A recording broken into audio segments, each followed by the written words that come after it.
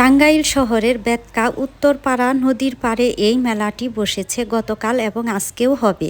আসসালামু আলাইকুম, কেমন আছেন সবাই? ঐতিহ্যবাহী বৈশাখী মেলা বাঙালির প্রাণের উৎসব, যা বাংলা নববর্ষ বা পহেলা বৈশাখ উপলক্ষে আয়োজিত সবচেয়ে জনপ্রিয় লোক উৎসব। এটি কেবল কেনাকাটার জায়গা নয়, বরং বাঙালির হাজার বছরের সংস্কৃতি ও মিলনের প্রতীক।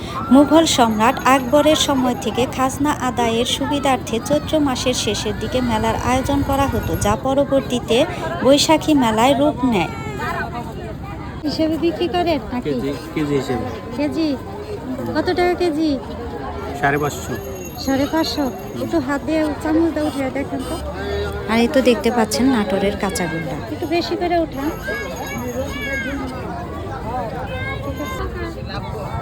সাধারণত গ্রামীণ জীবনের আমেজ নিয়ে গ্রাম, শহর বা নদীর তীরে খোলা মাঠে এই মেলা বসে।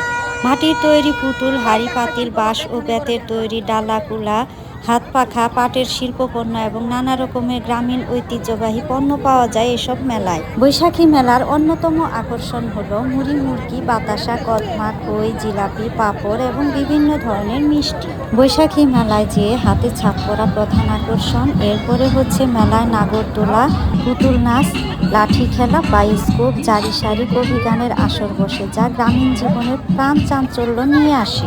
বৈশাখী মেলায় দল, মত, ধর্ম, বর্ণ নির্বিশেষে সবার মিলন মেলায় পরিণত হয়। আজকের দিনেও যান্ত্রিক শহরে এই মেলা বাঙালি সংস্কৃতি শিকড়ের কথা মনে করিয়ে দেয়।